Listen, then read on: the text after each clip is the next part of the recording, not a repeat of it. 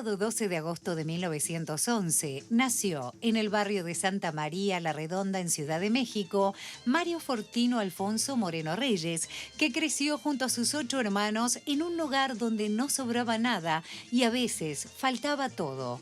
A los 16 años fingió ser mayor de edad y se alistó en el ejército, pero el engaño fue descubierto y tuvo que volver a casa. Comenzó entonces a actuar, más por necesidad que por vocación, en diferentes circos como bailarín, acróbata y actor. Durante una función en el circo Ofelia olvidó su monólogo y se puso a improvisar, amontonando frases y palabras sin sentido, lo que dio lugar al personaje de Cantinflas, nombre que adoptó para no usar el propio, evitando así que sus padres se enteraran de que su hijo ejercía la vergonzosa profesión de artista. En la misma carpa conoció a la hija del dueño del circo, la rusa Valentina Ivanova, con la que se casó en 1923, cuando ya usaba el clásico bigotito y su personaje con los pantalones caídos comenzaba a imponerse. A finales de los años 30 comenzó a filmar algunos cortos, más que nada con fines publicitarios, hasta que en 1940 protagonizó la película Ahí está el detalle, que lo consolidó como estrella e impuso el latiguillo que lo acompañaría hasta el fin de su carrera.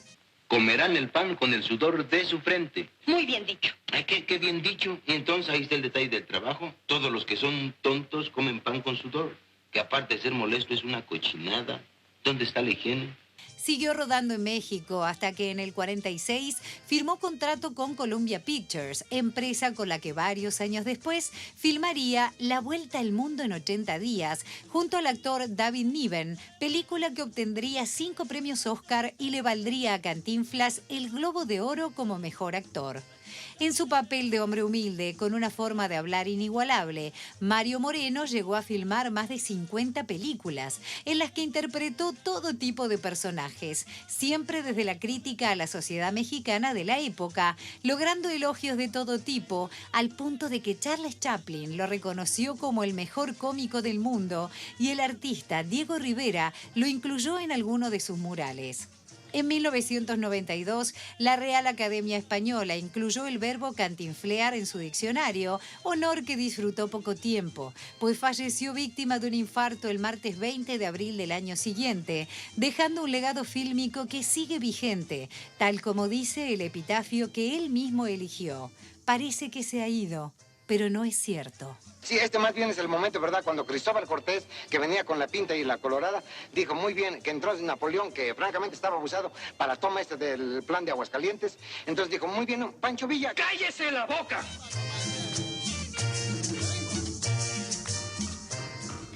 Jackie, bienvenido. Qué lujazo tenerte hoy acá, querido compañero de nuestra casa. Un placer. Y yo ya veía las imágenes y ya me reía. Es que Cantinflas tiene eso. Y trascender generaciones también, que no es poca cosa. En un mundo donde se hacen muchísimas películas, donde todo avanza, donde las plataformas siguen ganando terreno. Y este Cantinflas sigue más vivo que nunca. Sigue vigente y aparte sus películas permanentemente, bueno, tienen la prueba acá en Canal 10, que se da el ciclo de Cantinflas. En todo el mundo se reponen permanentemente sus películas.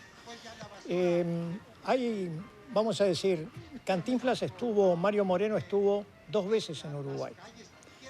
La primera vez en 1951, cuando un pionero que vivía en Punta del Este, Mauricio Lindman, organiza el primer Festival Internacional de Cine de Punta del Este, trayendo figuras de Europa, de Estados Unidos y de México.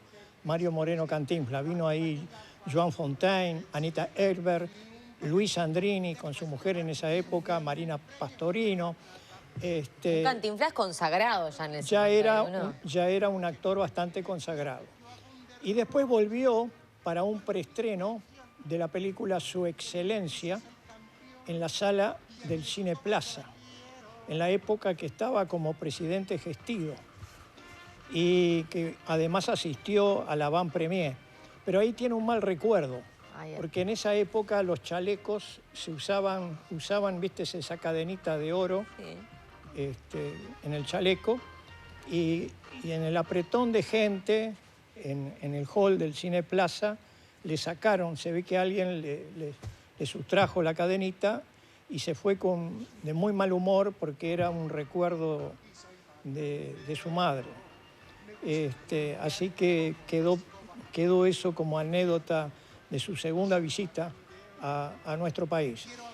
De cualquier manera, hay que reconocer que Cantinflas pertenecía a una familia muy humilde, de varios hermanos. Los padres tenían una carpa donde hacían espectáculos en vivo, ahí donde él empieza a incursionar, pero él quería ser actor. Y al principio se le ocurrió hacer lo que fue el pasaje del cine mudo al cine sonoro, que fue Al Johnson, cuando hizo El cantor de jazz, que se pintaba la cara de negro, y no le salía bien, y entonces lo dejó, lo abandonó, y un día, trabajando con sus padres, el actor que hacía un determinado papel, que lo dijeron ustedes en el adelanto, se enferma y le piden que él haga el rol de ese actor. Pero él se olvida de los diálogos. Entonces, como se olvida de los diálogos, empieza a inventar frases incoherentes y vio que la gente se reía y que aplaudía. Hasta que una persona, y ahí viene de alguna manera, a mi entender, el nombre de Cantinflas, le dijo: terminala, inflas, no inflas. Y ahí quedó Cantinflas. Es decir, viene de alguna manera, de ahí viene el título de Mario Moreno. Aparte, Mario Moreno era un hombre que antes de ser actor había sido taxista, había sido bombero, anduvo incursionando... ¿Boxeador? Boxeador. ¿Lustrador de zapatos? Lustrador de zapatos, pero además torero. Y eso tiene un significado porque en su finca, que estaba en las afueras de México, él tenía una gran finca, tenía todo un ruedo para la crianza de toros y además para torear. No en vano, es un resorte que utilizó en varias películas, que vos tenés que recordar. Y ahí vino, de alguna manera, empezó él con Ahí está el detalle, que es una película muy vieja. Después hizo el Extra, que también la dio Canal 10. Hizo Por mis pistolas, hizo Su excelencia, que te la mencioné. El Barrendero, que fue la última película de él, en el 81, 82. Después hizo El bombero atómico. Es decir, todos esos personajes, El Padrecito, todos esos personajes tenían un mismo común denominador, que era ayudar a una persona a hacer algún bien, transmitir de alguna manera consejos saludables, amenos, y eso lo percibió y lo hizo durante toda su vida. No es muy publicitado las grandes obras que él hizo en México. Por ejemplo, Y él tenía un sanatorio para pobres, inclusive tenía una oficina en México donde tú ibas y decías tus necesidades, él tomaba en cuenta eso y seleccionaba a la gente para poder ayudarla. Y cosa que nunca trascendió, es decir, no tenía mucha trascendencia. Eso tiene que ver también por cómo era él, su perfil más bien bajo, que no quería como contar todo lo que hacía o... Claro, ¿no? Si vos los observás en las notas que le han hecho, era un tipo muy serio.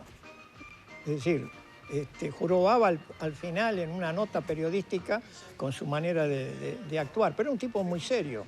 Y acá, cuando estuvo en una conferencia de prensa que se hizo en la sala del Hotel Plaza, se hizo una conferencia de prensa, demostró que era una persona muy seria, porque le hacían preguntas muy jocosas para que él de alguna manera, y él respondía con cierta seriedad.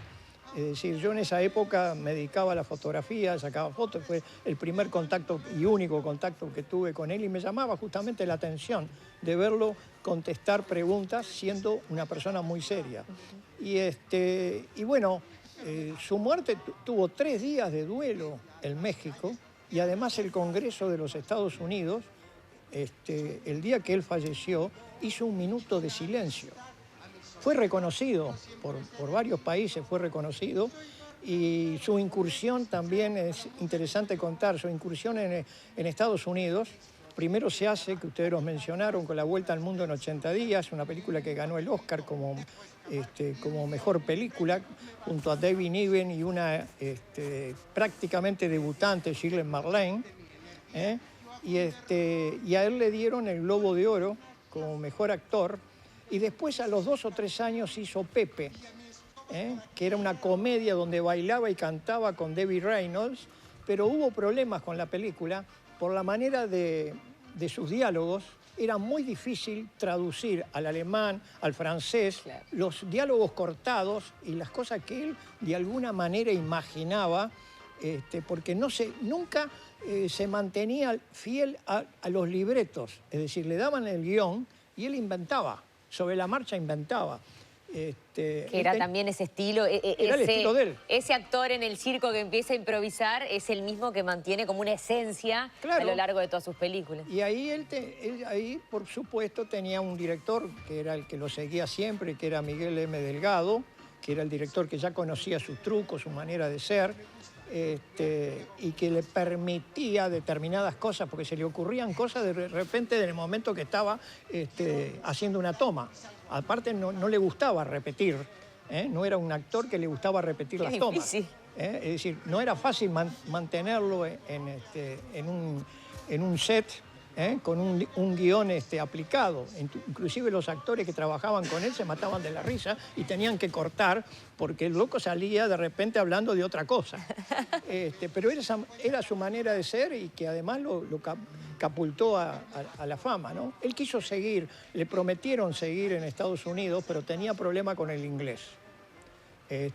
No hablaba fluidamente el inglés, entonces desistió y siguió trabajando hasta 1981. Y después que se retiró es cuando él comenzó realmente a apoyar a las instituciones de caridad. Inclusive hay un hospital, que no recuerdo en este momento el nombre, que tiene la estatua de él en la puerta. Es decir, es un lindo recuerdo, ¿no? Son 30 años de su fallecimiento, pero creo que es un lindo recuerdo y me encanta, me gusta que el público, las nuevas generaciones puedan ver ahora a través de la pantalla de Canal 10, puedan ver las películas. Además, las películas que están dando son las más exitosas. Sí, que desde hace años además Canal 10, bueno, por algo será también, que yo le decía a Jackie fuera de cámara, yo tengo los recuerdos de estar en mi casa en Trinidad mirando Cantinflas, esperando que aparecieran sus películas tan lindas, y hasta ahora, ¿por qué Cantinflas trasciende generaciones? ¿Por qué a 30 años de su fallecimiento siguen siendo exitosas sus películas? La gente las sigue viendo. Claro. ¿Por qué? Y bueno, yo creo que era entre líneas, él en cada película daba un mensaje de humildad, un mensaje de ayuda al prójimo, un mensaje de comprensión, de amistad, de amor. Él juntaba varios elementos que indudablemente lo fueron marcando. Y no en vano después se hizo una película, que creo que me la comentaste tú que la habías visto, una película con un actor español. Los mexicanos estaban muy calientes porque no querían un actor español haciendo de Cantinflas, que era Óscar Jaenada, que hizo un excelente, a mi entender, un excelente Cantinflas, porque lo imitó en forma muy correcto aparte. Era un poco más alto, Jaenada era un poquito más alto que Cantinflas, pero la película está muy bien porque relata de alguna manera ya la trascendencia cuando ya comenzó a tener éxito en la pantalla grande. Así que creo que es un divo, lo dijo Charles Chaplin, se lo dijo. Qué bueno que se lo haya podido decir a él. Claro, no, pero aparte se conocían. Le dijo, es el actor de habla hispana más famoso que tiene el séptimo arte. Es decir, se lo dijo Chaplin. Y él indudablemente que aportaba y inventaba gestos y movimientos muy parecidos a Buster Keaton de esa época, a Charles Chaplin. Es decir, él le buscaba la vuelta, ¿no? Inclusive las características, su personaje, el pantalón medio caído, la camiseta, viste, blanca, siempre que utilizaba, se acercaba mucho a la imagen del humilde. porque pertenecía justamente a una familia muy humilde de varios hermanos. Después que él falleció, hubo muchos problemas con su herencia. ¿Cuánto dejó así? Y bueno, se calcula que entre propiedades y después por los derechos de sus películas, él tenía más o menos un promedio de 60, 70 millones de dólares en la herencia. ¿Un único hijo? Adoptado. Cuando él se casó en 1926, se casó con una bailarina que era Valentina. Ivanova, ¿no? Que falleció en el 66. Allí ellos adoptaron un hijo y hubo problemas con la herencia entre el hijo y un hijo del hermano. Y al final, bueno, hubo juicios, varios juicios, y al final Columbia Pictures se quedó con los derechos de las películas y su fortuna de alguna manera desapareció. Es decir, no hay mucho antecedente, pero fue desapareciendo con el correr de los años, ¿no? Tuvo su propia productora también, formó parte del Sindicato de Trabajadores de la Industria Cinematográfica. Fue presidente. Fue presidente. Sí, y defendía enormemente, es decir, era un sindicalista muy fuerte y defendía a los actores, sobre todo los actores mexicanos que querían salir de México a trabajar en Estados Unidos, por ejemplo, y él decía que no, que se tenían que quedar en México y producir en México.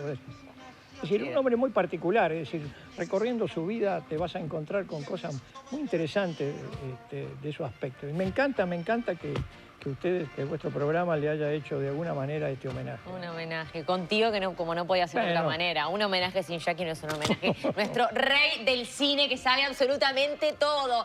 Para revivir, para recordar a Cantinflas, que también a uno lo llevan a momentos de su vida, cuando lo conoció y cuando disfrutó de sus películas. Los viernes, después de Polémica en el Bar, pueden disfrutar de los grandes éxitos del queridísimo Cantinflas. Jackie, ¿puedes contarme antes de cerrar la nota sobre este taller de cine interactivo que estás haciendo? ¿Es la quinta edición? Quinta edición. Se ve que no se aburren conmigo, ¿viste? Sí. Vos sos como Cantinflas, trascendés generaciones, Jackie.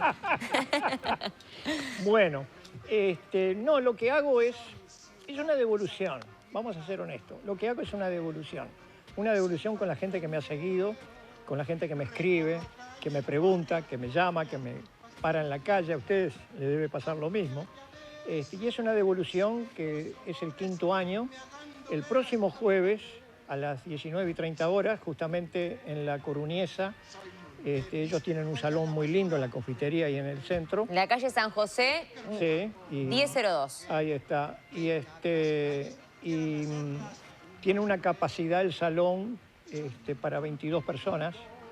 Me dijeron ya que más de 24 no, porque van a quedar medio apretados. Ya hay 20 personas anotadas. Para empezar, más que un curso es un taller. Y lo que hago es una especie de historia del cine, lo ameno con películas que todo el mundo conoce, cuento algunas anécdotas personales, cosas que me han pasado en 18 años de viaje, no todas han sido buenas, pero han quedado grabadas, disfrutan, se ríen, porque he cometido errores, por supuesto. Y además transito por los festivales internacionales. Más que hablar de películas, hablo cómo funciona cada festival. Y hablo del Oscar, la estatuilla, es decir, cómo funciona ese aparato impresionante que es la ceremonia más importante que tiene el cine. Y después comento películas actuales. Y dejo, por eso lo llamo cine interactivo, que el público de alguna manera, o el que me está escuchando, pueda tener su opinión. Y si veo que en los 4 meses hay buena recepción y ya se conocen entre todos, los invito a hacer un corto de 2 minutos. Bueno. Pero ahí yo soy espectador. Muy bien. Entonces el mismo grupo elige al director, hacen el guión, eligen a los actores. Yo les traigo un pequeño guión para que tengan alguna dificultad para expresarse, todo ese tipo de cosas, y claro, no tienen experiencia y se divierten. Qué lindo. Y pongo el equipo técnico grabando y hacemos un cortito de 2 minutos. Son 2 horas semanales, y el próximo jueves lo que hago es una convocatoria. Una charla abierta, charla informativa a todo el que quiera saber, interiorizarse un poco más de qué va. Perfecto. cómo viene la mano, porque hay gente que piensa que quiero formar críticos y no voy por ahí. Es decir, yo voy por otro lado. Perfecto. Entonces hago una charla, los invito, la Coruñesa los invita a tomar un cafecito a todo el mundo que quiera ir. Y de ahí deciden si quieren hacer el curso o no. Buenísimo, ahí estamos viendo el teléfono, ya que yo también se los cuento, 092-370-324 para esta charla informativa que será el 27 de abril a las 19:30 horas en La Coruñesa Café. La charla es informativa, es abierta a todo público y después seguramente ustedes van a decidir comenzar este taller de cine interactivo con Jackie Rodríguez Estrata en su 5ª edición. Jackie, te queremos mucho. Un abrazo a tu querida compañera, señora Amada, que nos ve todas las mañanas. Sabe que yo la quiero. Me dice, la morocha está Es hoy. hincha, es hincha nuestra. Te mando un beso grande. No, gracias Jackie, gracias. Cerramos por acá. Nuestro momento dulce del día ha llegado o salado. Ya no sé, dulce, ¿no? Dulce, porque él es muy dulce. Estoy hablando de Lucas. Vamos para ahí.